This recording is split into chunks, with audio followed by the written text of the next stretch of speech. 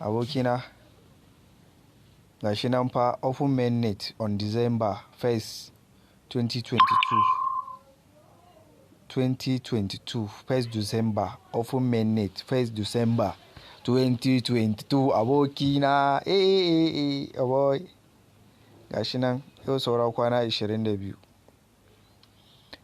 314k kowane file guda daya. Yawa gashi nan 2022 open mainnet on December digital first currency you can mining on your phone. So gashi nan cizo kana gani ko